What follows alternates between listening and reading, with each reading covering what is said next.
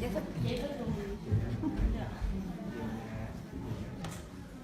vậy, nếu như các anh muốn tìm hiểu khoa học thì các bác sĩ phải có một cái thư mời rõ ràng để tôi mới cho cái phác đồ bao lâu gặp một lần. Chứ còn nếu mà lâu lâu nói một năm gặp tôi có 1-2 lần thì coi như không có tính. Có hiểu không? Yeah. So he said, of course, we can be able to arrange like a meeting where we can do follow-ups to see how the development is going. But then he needs like a real letter from our agency and our office, you know, to do the real procedures. And of course, we want to see how he's working, because then we can learn how he's doing and then go and do it to other people, so we can earn a lot of money. No, this is just for fun. We really want to see how he's working and how he's actually, you know, doing his way. Not because that we want to do the same thing, because we can never do the same thing, but we want to see and learn what is the medication of Vietnam comparing to China and comparing to the Western Europe. You understand what I mean? So. Đây chị dịch vậy. Anh nói là bây giờ anh muốn coi thầy làm cách nào mà để so sánh với lại cách của China, cách của Tàu với lại cách của người Nhật, cách của Việt Nam mình có cái gì hay mà thầy bấm vô một cái điểm nào mà nó kích thích được cái hệ thần kinh mà từ chân lên tới đầu, mà để cho bé mà nó phát triển toàn bộ như vậy. Nó muốn coi thầy nhắm những cái điểm nào để nguyên cái hệ thần kinh nó làm việc hết. Mà cái cục xương ở trong cái tay á, là từ 2 mm là bây giờ nó phát triển được là 1 cm rồi. So the bone inside the ear is actually reaching almost the maximum. At the beginning, we didn't thought that it will come because he couldn't stand up. 1 cm maximum. It's between 1 centimeter and 1.6 centimeter. So it depends a little bit on people as well. But depending a little bit. Thì nó nói bây giờ là bé đã phát triển gần tới cái maximum, cái lớn nhất là người bình thường tùy người, nhưng mà cái mà phát triển cái cục xương trong tay là từ 1 tới 10.6 cm là hết tối ra, tùy người, nhưng mà bây giờ bé đã phát triển tối đa. Như vậy nè, nếu đã nghiêm túc mình tham gia vào cái việc mà đóng góp giống như là tìm hiểu tốc độ khoa học của nó, thì chúng tôi đề nghị rằng cái nơi bác sĩ của Đan Mạch này phải có một cái thư mời rõ ràng, có một thư hợp tác, thì chúng tôi mới cho cái phát đồ đó bao lâu thì làm một lần, thì trong một năm mới biết nó kết quả làm sao. You had a question before. Is it only him working or is the multiple people? Anh dịch tốt không? Con dịch tiếng Việt tốt không? Yeah, I was thinking, for example, when I came in, there were several people working on him. Is it just you working on him, or are you several people doing the procedures? Just only him. How? Okay. Just only him. Okay, so you're just helping. He's just helping. Okay. He's the main. He's the one that did on him all by himself. Nobody else. Of course, he sometimes need an assistant to hold. That's it. Then I've got like the last question. Where do all this knowledge come from? Knowledge. Like How did he learn this? No, sư phụ nói hỏi sư phụ học ở đâu mà có cái cách này chữa. Biết sao tôi có ý kiến này thầy ơi, tôi xin phép nói này, thầy là có bao nhiêu người ở đây mà tất cả những người Việt Nam ở đây đều biết thầy rồi, biết từ Việt Nam qua đây, mà bây giờ mấy ông cứ đến cứ hỏi hoài, thời gian thì mất, mà biết bao nhiêu người đang chờ đây. Không phải, nhưng mà có điều rằng là mất thời gian quá. Thầy bây giờ người ta hỏi thầy là thầy tự học hay là thầy tại sao thầy biết được cái cách đó, cái thứ nhất. Cái thứ hai là người ta nói trong lúc mà thầy làm đó, thầy có thể giải thích cho người ta một chút mà người ta có thể quay phim xuống phút đó không. Qua về để học lại lên đó learn something for you and you can make a clip video. No problem for him. Thầy tự học mà, thầy tự khám phá rồi đúng không? He should discuss the way to do by himself. He just not learn by himself, but he treat the Did he people. have a practice before, or?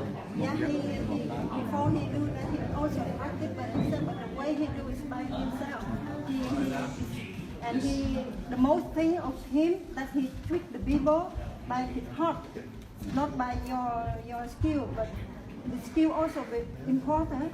But also, when you treat people, you need to feel the people. You need to feel the person, and you need to treat people by your heart, not by your knowledge. Yeah. So we have just before he starts the treatment, we have two questions. Yeah. The first question is there anybody that has had treatment by this doctor before in here? Yeah, everyone. Everyone here. Because we like to examine the one, like 3-4 people that has been treated. We just like to look in the ears, and we just like to look at the eyes of the people that has been treated. Yeah. Nó nói là bây giờ thầy nó muốn. I would like to know if is there Let me ask you one is thing. there Let me ask you one question. What kind of treatment are you looking for? all kind of treatments All kind of treatment? that helped, Okay, Zebo. that you felt that was Bây giờ nó là ở đây á, hiện tại bây giờ mình đang chữa bệnh ở đây. Bây giờ muốn biết những người nào mà chữa xong bây giờ nó muốn hỏi ý kiến, nó muốn coi khám lại coi Nó hỏi muốn mấy phỏng người vấn phỏng vấn mấy người đó coi phỏng vấn sao. mấy người đó. Bây giờ được không? We would like to Được look không? in the eyes and in the ears. Yeah. Giờ muốn coi nó thử muốn coi coi tận mắt rồi, tận mắt. tận tay, chỉ coi như Nó muốn tai nghe nghe trước mắt rồi. thấy á, nó mới tin. Nó muốn phỏng vấn thêm mấy người nữa. But you are the last one. You need to come back in the evening, then you can see. Because right now it's lunchtime right now. You come in at lunchtime. That's why we stop when I'm talking to you. If you want, you can observe or see. We treat right now. You want later after lunch. We will observe. The last question is: now there's many people believing in this doctrine. Yeah. Have you ever had anyone questioning what you're doing? You what? Question? Questioning, No. like not believing. Because the problem is that a lot of people seeing him a lot on YouTube. Can he answer? Okay. Is there anyone like saying, I don't believe you, I think that what you're doing is not correct, Yeah. or this is what you're doing, it's just something that Magic. you self-made up, it's just magic, Yeah. it's just, you know, Yeah. to I conceive people. Câu hỏi cuối cùng của nó hỏi á, nó là thầy đi chữa bệnh biết nhiều nơi rồi, có ai mà nói là không có tin sư phụ, hay là nói là sư phụ xài bùa hay gì không? Rất nhiều. Yes, a lot of people. Nó nói em hồi đầu thầy chữa cách 5 năm trước em không có tin. Em nói tiếng Nói Ja, Messer, dansker er. Og færdig snak dansk, det var ikke. Fordi han taler engelsk. Hvis du snakker dansk, så vil vi også ind. Ja, du kan se her. Det er første gang, jeg møder Messer i 5 år siden. Jeg har astma. Jeg har over 10 år velvære. Min kone kan tage også mig. Det er først, jeg er på vej til fest. Thaj siger til min kone, ring til mig og kom til Messer. Dengang jeg endelig den Messer af.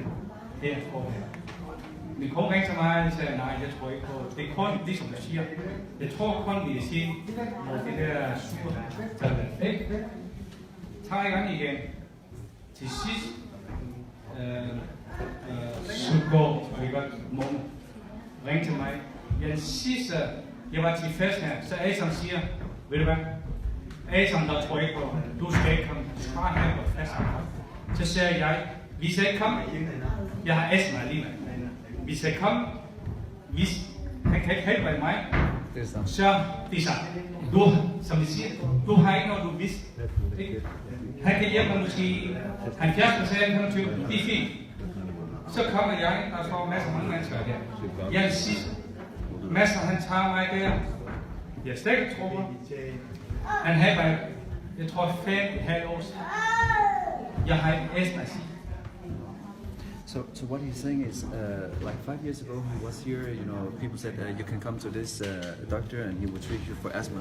But you know, we're going from bone to asthma to lungs to ears. I mean, how is this possible? But he said like 5 years ago, they said if you come, it works, it's perfect. If it doesn't work, you still have asthma. So today he said he doesn't have asthma, and actually he was questioning the doctor. He said I don't believe in him, but today he's still here. So it's gonna be really exciting to see if it's And actually is working. it completely gone or he still Ja, has? slik, er slik. There's nothing. Is a fan handelsy. Og min kone, Yeah. så So bare siger til min kone, hun er hjernekræftsyg. Prøv at høre det, jeg skal fortælle. I morgen, så jo, jeg ved ikke, hvordan man siger det. Kommentere. I morgen, fordi far kan ikke prøv at lægge det. Min familie, de vidste ikke, i morgen. Du må gerne overtage sig. yeah. So what is funny is that his wife is Buddhist and he's Catholic, and because of this doctor, he's now converting to another religion. But we would like to see now the working right instead of talking too much. Yeah. Yes, because there's so many people waiting for him, so we can do that. Hỏi không ai tin.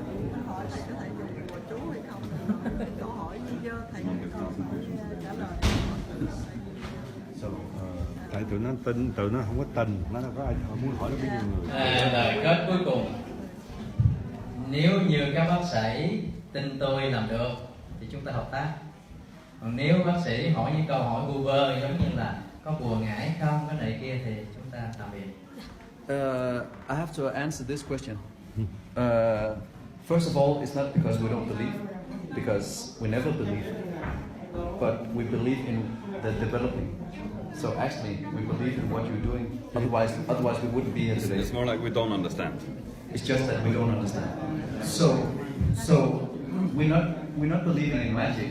We just want to hear if there's anybody having experience that they don't believe, because we were the same people and now we believe Of today. course, I understand. A lot You of people understand were what I mean? confused in the beginning. Yeah. When seen on YouTube. So even though we are doctors, we today believe, and this is the reason why we're here today. If we didn't believe, we wouldn't be here. I understand. So this is a clear point. We believe, we want to see, and we want to learn, and we want to observe. But we don't want to interrupt, and we don't want to do anything.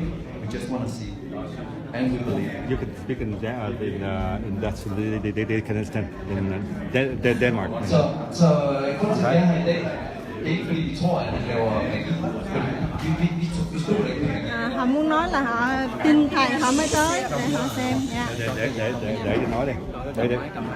Vi stoler ikke på magi og Thái nha. Thái nha. Vi er her i dag, fordi vi kan se, at Michael han har ændret sig.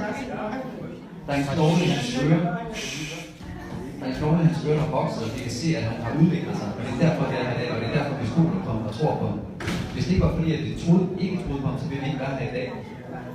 For at sende sådan en neurokirurg til at være her i dag. Sådan en mand her, det koster rigtig mange penge i timen. Ja, men det koster ham også. Ja, så hvis det ikke var fordi, at vi troede på ham, så ville vi ikke være her i dag. Det er meget Nếu vigtigt mà at đã fortælle. thấy rồi thì mình không cần phải hỏi những câu hỏi thừa đó nữa. Nej, vi vil gerne vide, hvordan Jeg synes, vi vil gerne vide, hvordan andre er. jeg synes vi er her i Danmark, i Mester. For først at komme her, skal vi høre os en besked Ja, og en anmodning, ja. for at vi arrangerer, at vi kan komme her. Vi synes, det er et rigtig fint arrangement, I har lavet her. Cái đó lại Ja. không cần ông nghe, từ ông nghe không được. Sư phụ cho con. Rồi, nó bây giờ như vậy. Con muốn nói gì? Dạ, con muốn nói là ngày hôm nay con thật sự con rất là xin lỗi sư phụ và xin lỗi anh chị. Tại vì con có nói chuyện với bác sĩ, tại vì lần trước mình có cái hẹn nhưng mà sau đó hẹn nó bỏ, thì người ta nói là thằng bé này nó phát triển một cái mà người ta không thể tin tưởng được, nhưng mà bắt buộc người ta phải tin tưởng được. Vì vậy mà ngày hôm nay người ta chỉ muốn đến để coi sư phụ làm thằng bé này thôi, chứ con của cô nghĩ là hôm nay lại có một cái cuộc đàm thoại nó rất là dài và rất làm phiền tới gia chủ và tất cả mọi người đứng chờ đợi kia. Thì con thật lòng rất là xin lỗi, con xin lỗi thật là nhiều, tại vì cái này nó ngoài cái sự ý muốn của con. Còn mà để mà nói mà dịch là chỗ nào mà phải có cái ấy chứ cái này khi mình không được đến hỏi gì thì con không nên dịch làm gì, tại vì nó không nên. Dạ, nhưng mà trân trọng là nếu mà như thầy Là là lỗi của em, dạ, thật sự xin lỗi anh chị. Dạ. Rồi, tôi hiểu. I know. Yeah, thank you. I can help him. You can see. Okay. Yes. You can make a video. Yeah. Yes.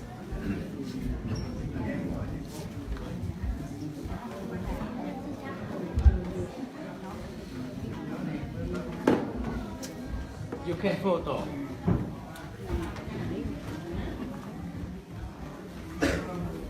Con dịch cho thầy nhé. Dạ. Con biết từ ngữ chuyên môn chút. Dịch lên.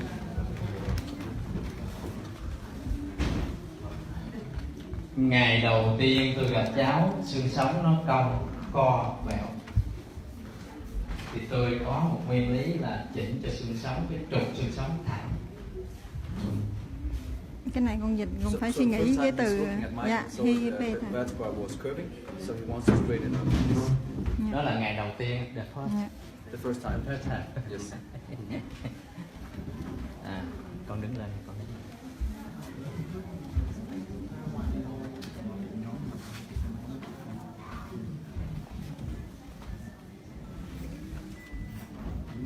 lên. Ngày xưa nó cong như vậy mà nó co gạt người tới, thì điều đầu tiên á, tôi giữ cháu nó lại.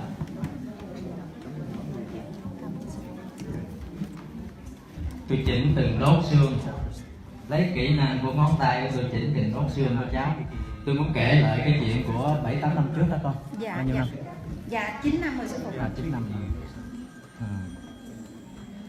Bên ngoài ai biết tiếng Đan gì tiếng Việt gì đó dịch cho nghe hiểu ha. Bây giờ mình không có thời gian làm nhanh. It's correct. Each of the spinal cord when he had the scoliosis and he was bending 45 degrees, so he used his hand to correct every single point on the spinal Giữ cord. con. Con ngồi ôm cháu. Straighten it up. Ôm cháu. Con ngồi ôm gì vậy? Ôm gì? To the problem from the Đừng neck để and cao, spinal đừng cord. để So the cao. first thing is corrected. Ví dụ như ta quan sát hiện nay nó vẫn có cái đường lệch cong của nó. Right now he doesn't have the sideways of the scoliosis much. Thì cái kỹ năng của mình á, bợ một bên vai và ấn một bên. So you hold one of the Nó sides chéo nhau. and you press the Nó chéo nhau. same size so that you can correct it. It's muscular. So as our friend here he says, the first time it was curving like a S. So now he has been corrected. Chỉnh từng đốt giống như người ta chỉnh cái mắt của dây sên, dây xích vậy, cái xe vậy đó. You correct each of the spinal cord point. So he said that the spine it consists of we have like 5, 7, 12. So what he's doing is he's pressing the all the discs and the joints to connect to each other, so it's one big line. Ta kéo cái cổ của cháu xuống, gập xuống, khi nào cái càm đụng luôn cái ngực. He bends his neck until the chin touch the chest. To Ta correct ấn it. từng đốt cổ. So what he's doing is there's like 5 press points. So he's gonna press until the chin is reaching the. Cái khi nào mà cái cằm này mà đụng ngực. Ok. So once it has reached the chin to the chest, then it will be okay. Can I ask the doctor? Are you pressing all the 5? Con dịch. Thầy có bấm hết tất cả những đốt xương sống 7 đốt ở đó. Bấm hết. 7 cervical point. Mà chủ yếu là C3, C4, C5. The main point is C3, C4, C5. Yes. Okay. Perfect. How about the thorax? The what thorax? Yes. After the C4, C5, then you will have the thorax that becomes lower down. Is he also going to press this one? It works all the way from all the spinal cord. Right now it's correcting on the neck. Okay. So that you correct the neck and then here they work from the bottom up, then correct from the top back down. Rồi. Không biết đừng dịch nhiều ha. Yeah. Dịch nhiều nó hiểu lầm. Khi ta đưa cằm xuống đụng đây thì ta cũng đưa cái ót đụng ngược ra sao. So he also wants the behind of the head to reach the back.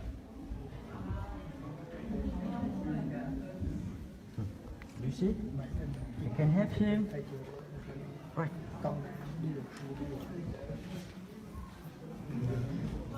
Bác sĩ họ rất là cũng chỉ ra chiêu thức cho nó thấy coi chứng mình chứng là tới đây mình chứng minh là chiêu thức của mình. Họ cảm nhận họ thấy việc này làm. Rồi.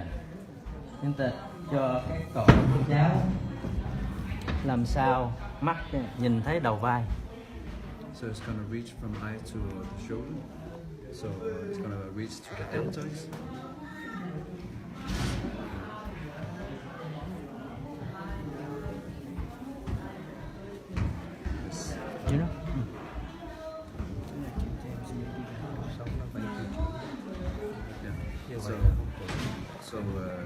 he says it needs to have the rotation to, in order to give them mobility.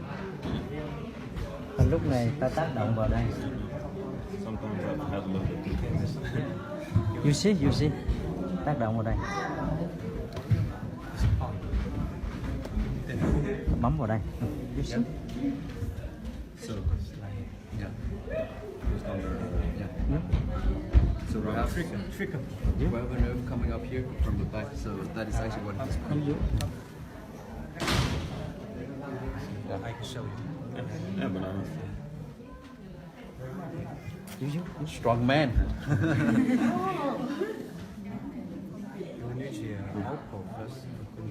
Turn around. Men det er faktisk det, vi har i vores teori. Turn around and left and right. yeah, with the finger.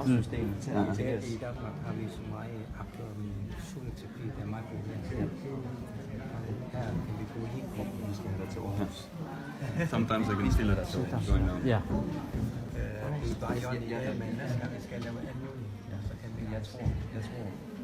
Các con quý vị đừng lo, vì môn của mình là môn khoa học. Môn khoa học thầy mới dám cho người ta quay phim khắp nơi. Quý vị đừng có lo lắng, cái này là tốt cho mình. Một khi nhà khoa học mà họ chấp nhận được phương pháp của mình là tốt cho nhân loại. Và cũng đó là cái kỳ vọng của tôi, nếu mà tôi 14 năm không đi lấy tiền để giúp người. Mà nếu được cái nhà khoa học mà hàng đầu như Đan Mạch hay các nơi nghiên cứu bệnh lạ này mà người ta tiếp nhận đây là tốt cho nhân loại. Cho nên quý vị phải thật sự hoan nghênh chứ không phải gì ha.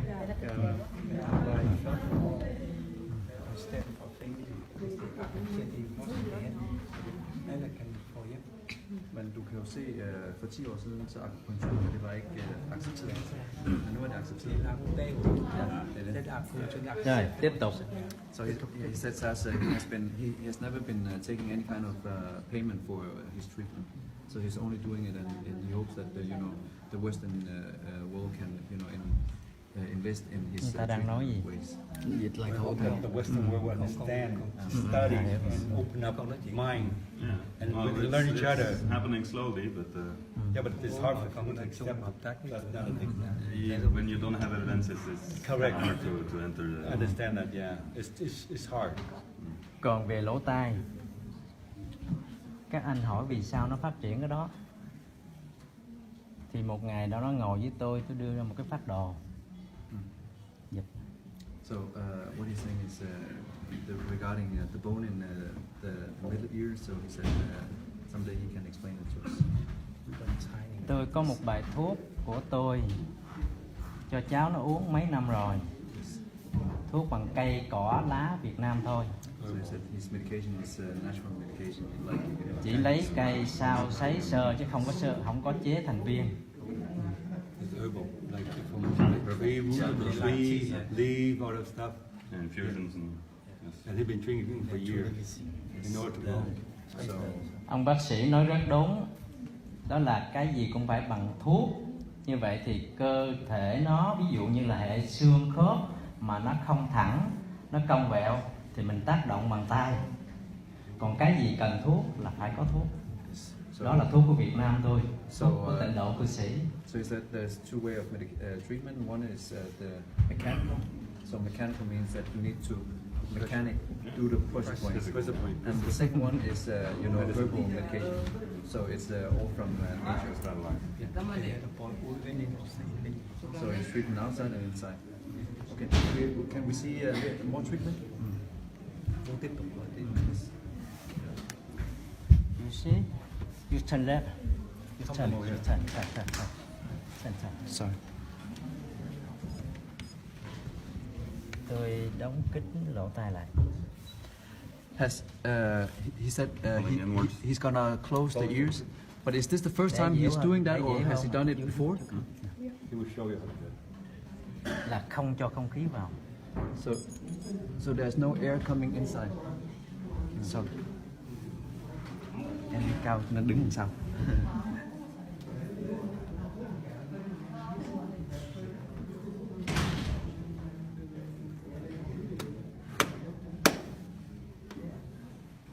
Bật lên. Đó là khi tôi tác động như vậy thì nó giúp kích thích các hệ thần kinh của thần kinh số 8 trong lỗ tai, ống tai và lông tai nghe. So it's gonna thầy xin lỗi thầy nói kể lại con thêm một lần nhé. Tức là khi mình bấm tác động vào các huyệt đạo này để kích thích các hệ thần kinh như thần kinh số 8. So what he's doing is he's isolating the nerve branch of 8. Stimulate. Yes. Stimulate. Trước đây nó có nhưng mà nó chưa đủ lớn. Vì cũng giống như có một cái cây lúa nhưng mà nước nó không có tới được trên cây lúa không phát triển. Okay. So it's like a straw, you know. It needs water to, you know, to develop, and what he's doing is just stimulating it to make it grow. It's capillary action. Yeah. Tới khi mình tác động như vậy cũng giống như là dẫn nước vào gốc cây đó. Yeah. So it's lúc đó gọi là thông. So it's the same thing like leading the water into the nerves, like into a branch. So is it the pressure when he closes making it high pressure in the ear? Thầy đóng cái lỗ tai là để tạo cái áp suất trong cái lỗ tai. Đúng rồi. Correct. Nén khí vào lông tai nghe để cho cái lông tai nghe. Okay. Let's see what he's doing, Moses. See?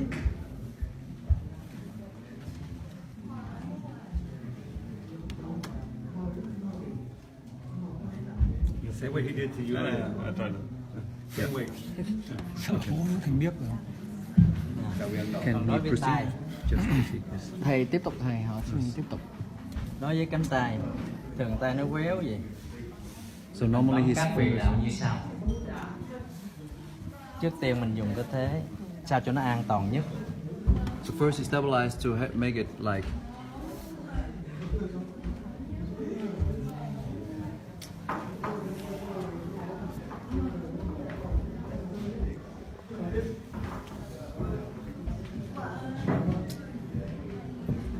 So we have one question we have been discussing. Is he never afraid that he's, you know, making people having pain? Or is he never afraid of breaking anything? That's just Tricky. Yeah. Because they know what.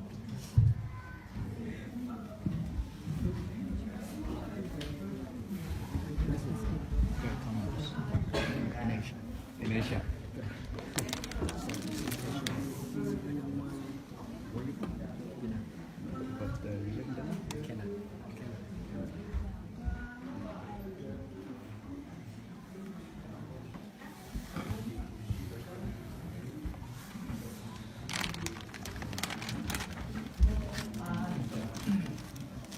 Bấm vào đây nó kích thích tai, mắt của cháu.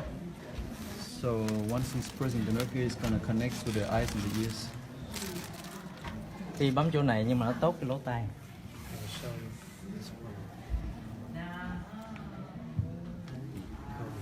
I can feel a little bit stretching. Nó đi chéo đây nó và lỗ tai bên kia. Let's go across. Lỗ tai này và lỗ tai này. Lỗ tai này qua. So Active this medium. But I couldn't feel it in here. Feel it there.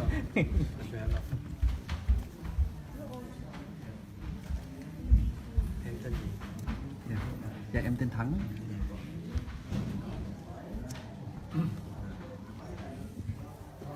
Làm này phải cẩn thận, nếu không cẩn thận dễ gãy xương.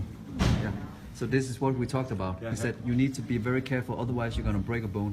Because we talked about it a lot because we thought that Để he cẩn will... thận coi ngón tay của tôi. Tôi dùng gọng kìm tôi kẹp cổ tay này. Those are the blockage point to protect the hand.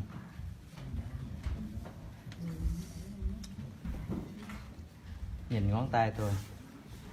Watch his finger.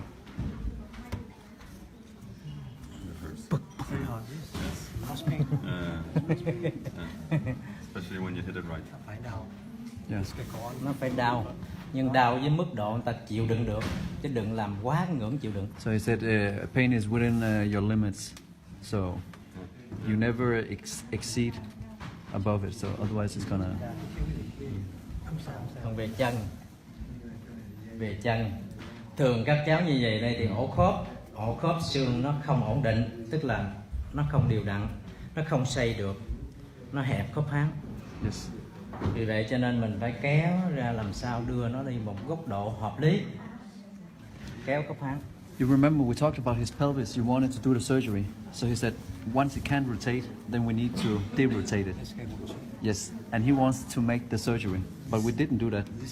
Yes, this we want to make the surgery. Yes. Your question was this, the blade, right? Yes. Right here.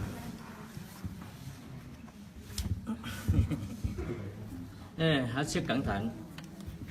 Tôi nói gì em cứ dịch cho ông bác sĩ đang mạch nghe. Yeah. Hết sức cẩn thận.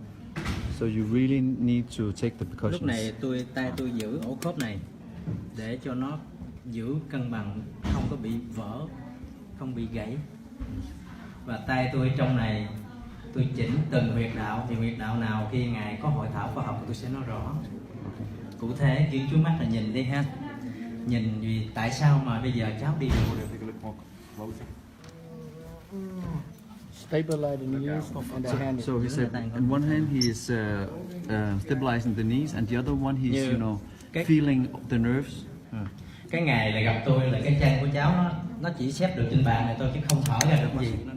Yes. So the first time he said that he couldn't, you know, be, you know, stretching out to the sides like nghĩa là this. hai cái chân cháu suông vậy chứ không bẹt ra được. So he couldn't, you know, do the spaghetti. Việc của cháu đi được là nhờ khớp háng. So the reason why he can walk is because he makes the joint. Nhờ cái khối trên lỗ tai này nó cân bằng và nhờ khớp háng nó xoay được. It's like dislocating it and putting it back, or? Yeah, actually he makes it to rotate. So what he needs, the balance system in the ear, and then also the rotation in his pelvis. Mỗi một lần tôi kéo một chút, khi nào mà cháu nghe rên So he's gonna, okay, can we see?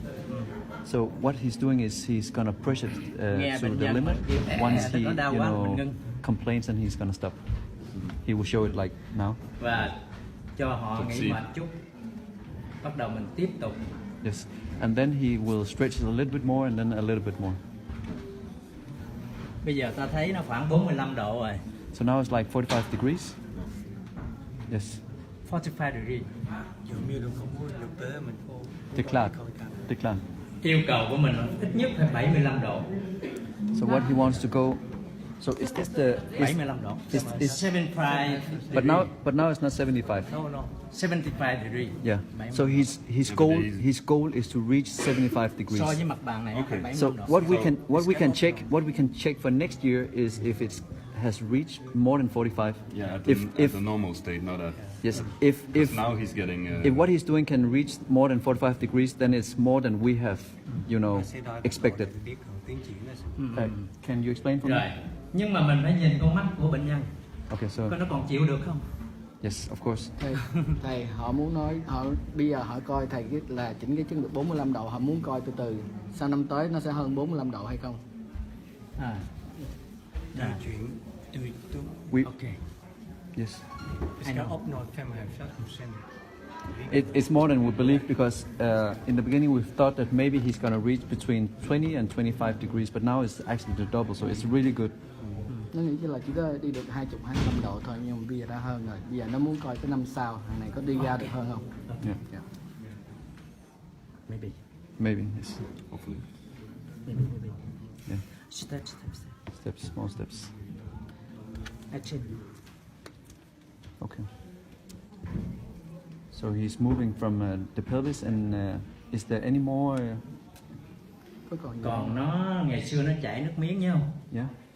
Thì nó có một huyệt trong cái lưỡi bấm hết chảy nước miếng. Yeah. When we are drilling, there's a acupuncture point in the tongue. No, acupressure. Acupressure point. Nó có chỗ bấm, bất cứ đứa cháu nào nó chảy nước miếng bấm cùng 10 cháu phải 9 người hết chảy nước miếng. So is that like on the tongue or under the tongue? On the tongue. On the tongue. Okay. Tức là chảy nước giải. Yeah. Drilling, the chance of success is 90%. It's really good. Okay.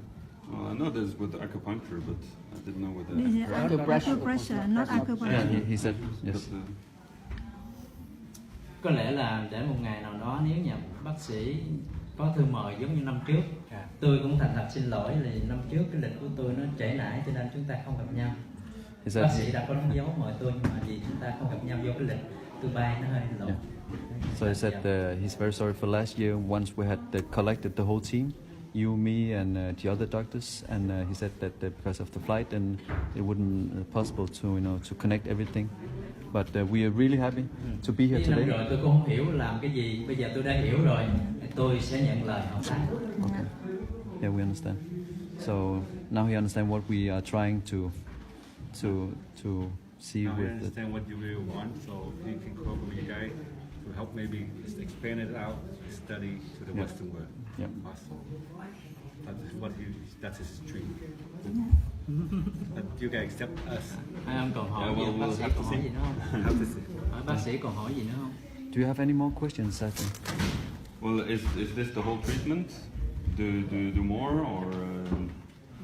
Hỏi cái gì hay còn làm thêm nữa một Nó cũng giống như ví dụ nửa bên đây vậy thì nửa bên kia cũng vậy. So he can repeat it rapidly. It's different, like angle more. Yeah, have to be more treatment. Of course, it's not going to be one treatment. Yeah, of course. How many intervals does Now, it usually take? He said that he treat the right one and then he treat the left one is done. Yeah, the whole treatment, and then you need to repeat. That's one treatment. Yeah, one treatment. It needs on several occurrences. So now he has done the half treatment. Will this one side be better than the other side, or will there be an unbalance? But I'm thinking more, how many times does this need to be done? Is it like now he shows you this? Because I know he has many patients and all that, but would it be optimally like once a week or? Now he's gonna make the other side also. Thầy họ hỏi đó là họ cần phải làm cái này là bao lâu họ mới làm một lần? Nếu mà một năm làm mấy lần? Đúng phác đồ nó là khoảng 10 ngày một lần, nhưng mà làm sao gặp đây? Yeah. Every 10 days. It's impossible. Yeah, that's it. Because normally when we do this, it needs to be continuously to Trong get khi the cháu best này mỗi effect. một năm gặp tôi Because otherwise it regresses. So it's really important that maybe 2-3 times they're meeting each other, that it has to be very effective for us to measure if there's like this or like this or like this. So that's what we need to arrange. Bây giờ ông quan sát đi, ông quan sát hết tôi làm những gì ngày xưa, hôm nay tôi làm. Nhưng mà hãy biết rằng cháu giống như cái cây nó bị cong, bị yếu, thì mình mỗi lần mình quan sát thấy nó lệch cái gì thì mình chỉnh lại cái đó. Con dịch cái đó này. So if he's steering a little bit to the left side and it's not completely straight, then he will correct left side a little bit.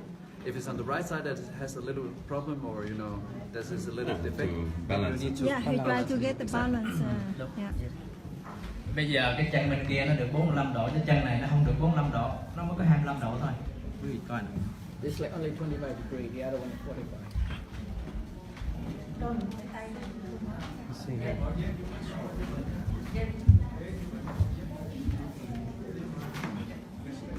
Đào. Muốn như vậy phải bấm vào cái huyệt này cho nó mở ra, mở. So what he's doing is he's actually pressing, the one nerve that is coming from the thorax down to the pelvis, and then once he activates, then it will, open. You come in.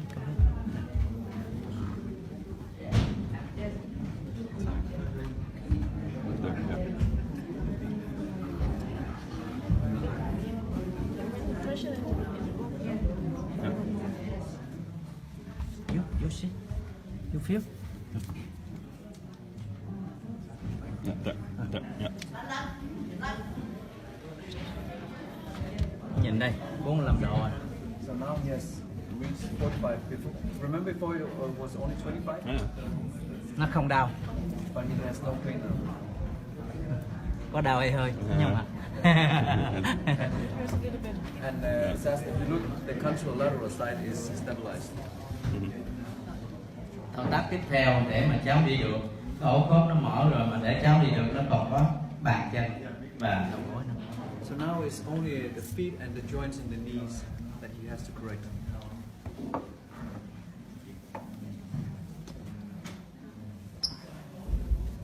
bắt đầu ta kích thích các huyệt sau. What is he using? So once again, he's going to activate the nerve system. So far we already know what is. I think it's You can see, the triggering of the nerve that activates the whole body. Yes, this is very good. But I keep trigger points. There's some hard here, some muscle brainstorming. Yeah. He try to stimulate the nerve from the feet and the leg. Well, usually the feet are very important. This is special for the feet and the leg. They have connections all the way up to the head. Is it a special oil or just any kind of massage oil? Mental, just mental. Okay.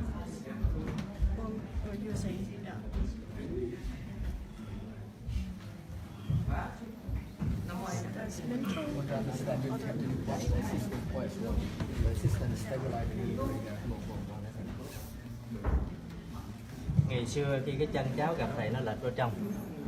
So once when he met him the first time, the foot was actually going to the mesial side. Ngày xưa nó lệch vào trong. Yes. Tôi có nhiệm vụ làm sao cho nó trở ra ngoài. So he wants to stabilize it, and then you remember there was a pronation in the foot. So the pronation he's gonna. Coi từng thao tác của tôi giữ chặt nó để nó không rủi ro. So he's gonna stabilize it with the knees, so it's not gonna. Mục đích nó đưa lên 90 độ bằng chân. So you remember we talked about the pronation of the foot. So once you do this, it's gonna straighten out. 90 degrees. Yeah, 90 degrees in the angle. Nó cứng nè. Meget vigtigt. Coi nè. There's a resistance there. Feel it. Yeah, it's stiff.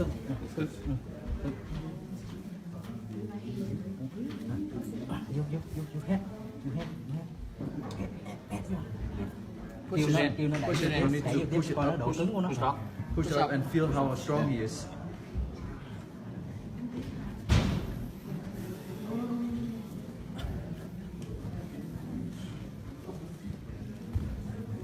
Đưa người cháu theo. Cái lúc đưa người cháu theo thì cái tay của tôi làm cỡ đây nè. So always he's thinking of how he can, stabilize with the rest of his body.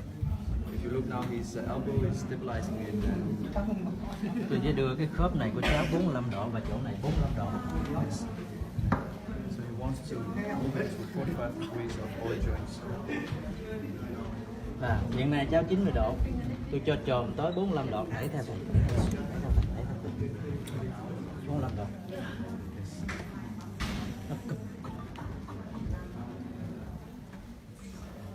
Rồi duỗi ra.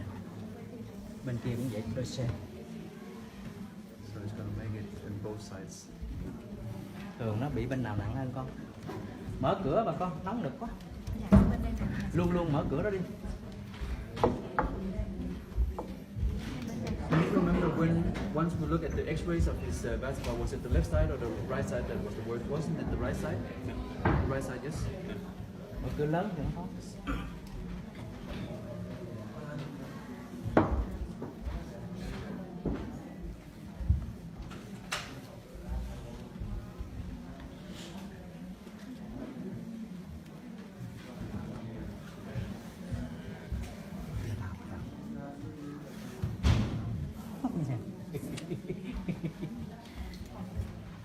Bấm mình coi cái mức độ chịu đựng.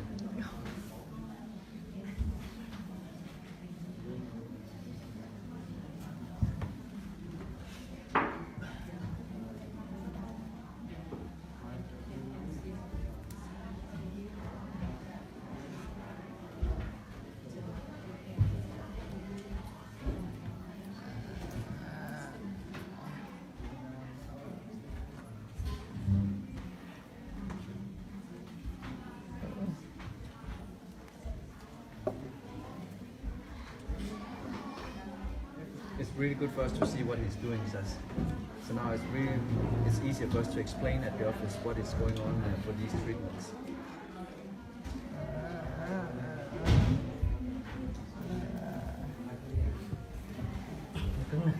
Den er meget stiv. Trækker sammen. Push the side some. Nó là sao? Ông đẩy vô cái ông đẩy vô. Push it in. Nó cứng như vậy đó. Nó cứng như vậy đó. Try to move to 90 degrees. Nó đã and cứng như vậy 45. đó. Mà bao nhiêu năm nay tôi làm sao cho nó mềm lại để nó đi đó. Nó cứng như vậy đó. Tôi có nguyện đạo này rồi. Thôi khoan. Slow. Stop. You see? You.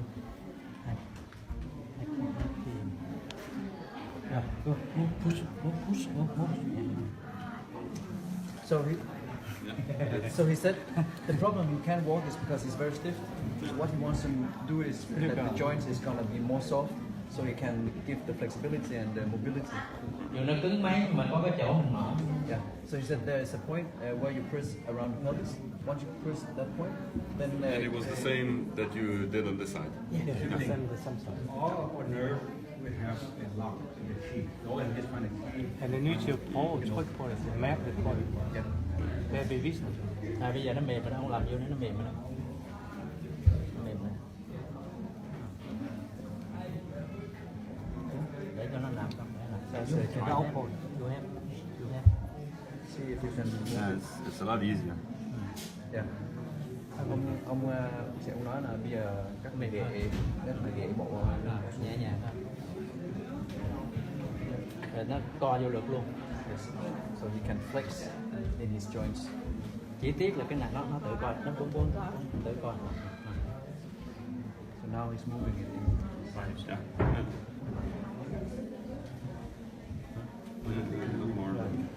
Đứng đá cái sườn này nó chịu đựng khổ, nó chịu đau giỏi. Rồi nó đứng lên không. Yên an. Đứng lên. Giữ sư phụ đứng lên. Nè, ôm sư phụ đứng lên. Ôm sư phụ đứng lên.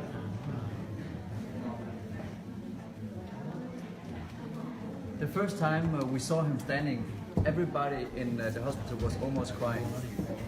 Lần đầu tiên em thấy cái nhỏ đứng lên mọi người, rồi hầu như là muốn khóc hết cho mình nhiều nữa.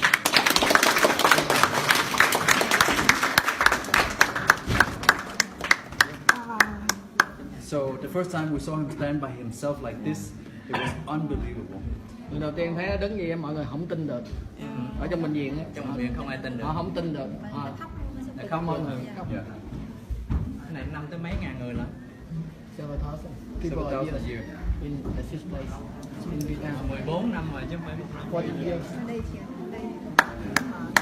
Thank you.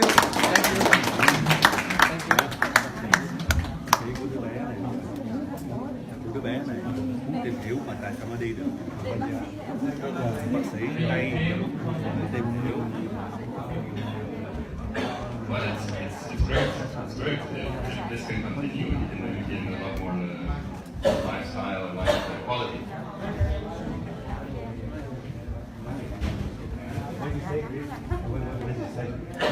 It's great if this can continue. If you can gain more mobility and you know move more around instead of being locked in place. It's going to get a lot more life quality instead of. At least like every 10 to surgery in the head. Oh, the head. 14 days. So I also make plastic Well, it surgery depends like how much nose and lip. So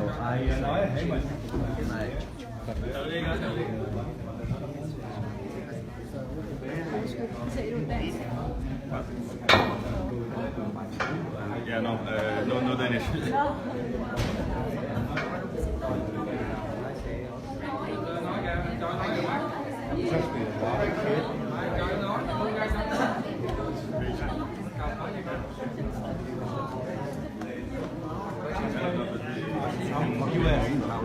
You can see him.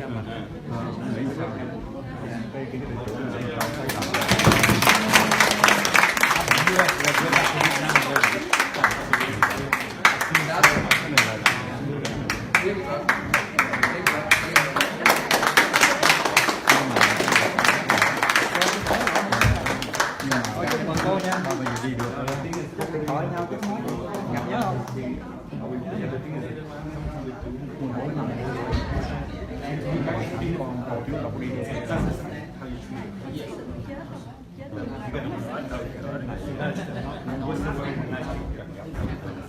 Well, you know, there's so many things we don't know about. Like, I guess,